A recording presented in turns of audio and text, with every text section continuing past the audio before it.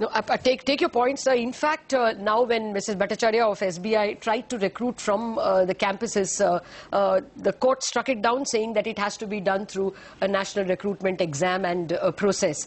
Mr. Purwar, do you think an immediate step actually should be to try and bring it down to 49%? I know the government has a huge problem trying to get any legislation through, but a whole lot of these controls are happening because of the 51% plus that the government has. So is it that instead of pushing the legislative change to the back burner, we may perhaps have to advance that, otherwise these are going to be cosmetic?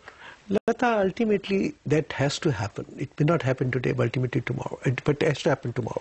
But having said that, the question is not of 49% or 51% ownership. Question is of proper selection of leaders.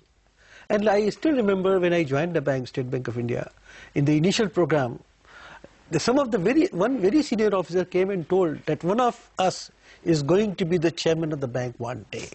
And that is the dream with which all of us started the institution and worked hard for it. Yes. Point is that we have to have assurance give assurance to the people, youngsters, that you have as good a chance of becoming a chairman if you are meritorious, if you perform well. And as far as quality of people is concerned, there is no dearth. Having said that, if you ask that what would be one comment of mine for tomorrow, I would say, look at the people who can create the organizations to the next level, who can give world-class banking to the people of the country. So, there I personally feel a lot of work is to be done. Well, actually, the consistency of the government's approach, for the moment we are seeing a lot of professionalism, but this is, a one-time wonder. We don't see it consistently from the government at all. Mr. Damodaran, what is your sense?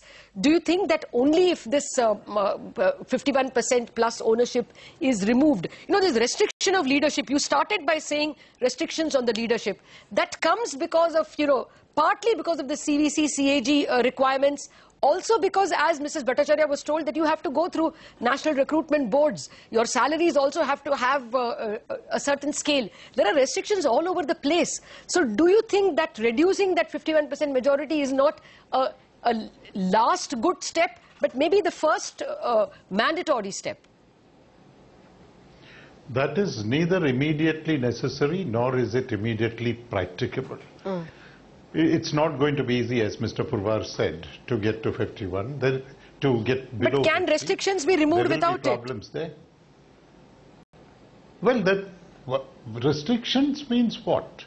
If you are generating pressure yourself, stop generating pressure. Ownership need not translate to pressure on management. That's the first step. Number two, you have safety valves even within the existing systems to ensure, or you must have to ensure, that bona fide errors of judgment are not punished. Because that is the sword which hangs over most of the public sector bank people. But going back to your question about campus recruitment and the inability to do that because you have more than 50% government ownership, well, all the eminent leaders that the banks have provided, including my fellow panelist, have not been recruited on the campuses, to the best of my knowledge. They were recruited through in-house recruitment processes that were rigorous, multi-stage, and aimed at getting the best people into an organization that prided itself on being the best. So why can't we approach it that way? Why do we see the absence of campus recruitment as the major hurdle? And let's assume that you go to the campus and get some extremely bright women and men. What is the guarantee that you'll hold on to them, given that the outside world is going to pay much better even if you increase your salaries reasonably significantly? Okay. So I think what we are doing is we have a set of excellent solutions. We have a set of deep-seated problems. Are these the solutions for the problems that exist? I'm not so sure. Okay. I think let's not tinker with the system.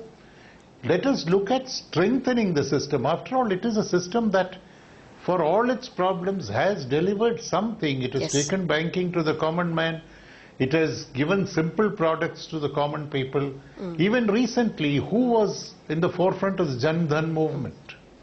It was the public sector banks Who is now pushing actually the insurance schemes for the poor? It's the public sector banks. They are the instrumentalities. So you need them to do all of that. And then you say there is no leadership, they can't deliver, so I must go outside and get people. I think it's unfair, to say the least. Okay. Fair point, sir. Actually, we are out of time, but I think we're not out of ideas or advice from my panel. The important point is public sector has delivered on many accounts, and therefore the process and the intent of the government to make the selection process robust should be institutionalized. It can't be a one-time wonder, and therefore we have to wait to see how the government institutionalizes this and empowers the chairmen who have already been shortlisted and the MDs and CEOs who are going to be selected. Even that will be a very big effort. We hope that this is the first step to that process. Mr. Damodaran, Mr. Purwar, thank you very much for joining me and removing some of the bad ideas that are bedeviling the system.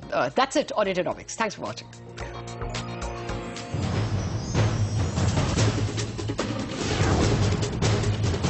CNBC TV 18, celebrating 15 years of leadership.